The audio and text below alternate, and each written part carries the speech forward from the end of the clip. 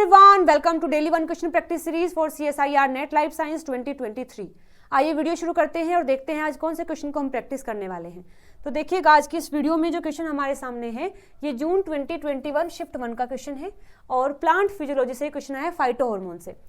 दिया है researcher has obtain an Arabidopsis mutant defective in the strigolactone a novel plant hormone. The following statement were made regarding the mutant phenotype.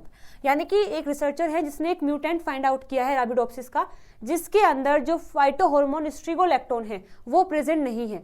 तो अब वो जो plant है जिसके पास स्ट्रिगोलैक्टोन नहीं है, तो उस प्लांट के अंदर कौन कौन से फिनोटाइप यहाँ देखने को मिलेंगे, आपको बताना है कि कौन कौन सा फिनोटाइप यहाँ देखने को मिलेगा। तो चलिए पहले मैं आपको इसके बारे में बता देती हूँ।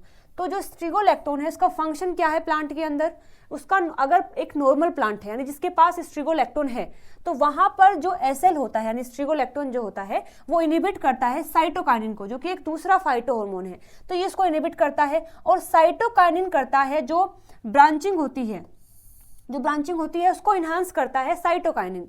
लेकिन साइटोकाइनिन को रोक दिया है एसएल ने, तो वहां पर ऐसा जो नॉर्मल प्लांट है जिसके पास एसएल है वहां पर जो ब्रांचिंग है, शूट की जो ब्रांचिंग है वो इनहिबिट हो जाएगी, नहीं होती है।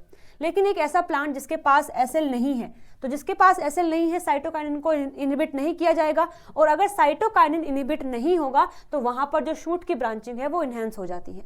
तो जो म्यूटेंट प्लांट है वहां पर शूट की ब्रांचिंग इनहेंस होगी, ना कि इनहिबिट होगी। अगर नॉर्मल प्लांट है तो वहां इनहिबिट होगी। चलिए पहले इस पॉइंट को ही हम एक बार मैच कर लेते हैं। फर्स्ट में लिखा है कि ये जो म्यूटेंट प्लांट है उसके अंदर shoot branching get enhanced in the mutant plant. बिल्कुल सही बात है कि जो म्यूटेंट प्लांट होगा उसके अंदर जो शूट की ब्रांचिंग है वो इनहेंस हो जाती है, क्योंकि वहां साइटोकाइनिन का इनहिबिशन नहीं होता। तो ये स्टेटमेंट तो बिल्कुल सही है। देखिए सी में लिखा है कि जो शूट ब्रांचिंग है gets inhibited in the mutant plant, तो जस्ट इसका अपोजिट है। तो ये स्टेटमेंट गलत हो जाएगा कि म्यूटेंट प्लांट के अंदर जो शूट ब्रांचिंग है वो इनहेंस होती है, ना कि इनहिबिट होती है।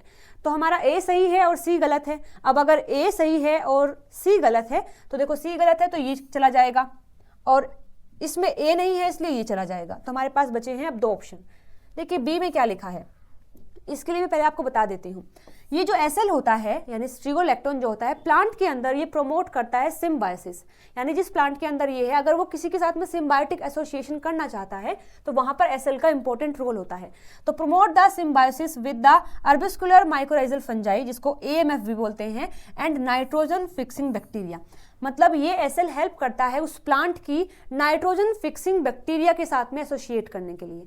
लेकिन अगर प्लांट में एसएल नहीं होगा तो वहां पर जो सिम्बायोसिस एसोसिएशन है वो नहीं हो पाएगा। तो चलिए इसको मैच कर लेते हैं। देखिए सेकंड में लिखा है कि जो hyphal branching of arbuscular mycorrhizal fungi get enhance during the colonization in the mutant plant. तो ये जो क्लोनी है उनकी वो इनहेंस नहीं होगी जबकि इनहिबिट हो जाएगी। तो ये स्टेटमेंट भी गलत हो जाएगा।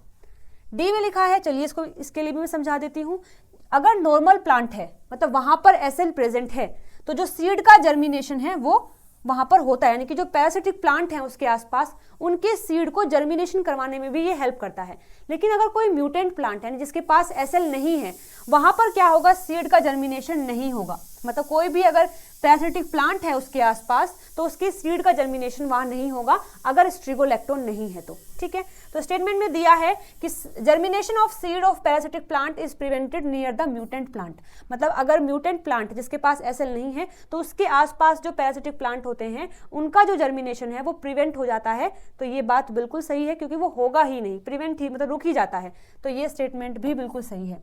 यानी कि देखिए गलत कौन कौन सा है, बी और सी गलत है, ए और डी सही है। तो ए और डी सही है यानी fourth option will be the right answer.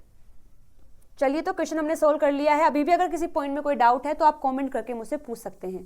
Thank you.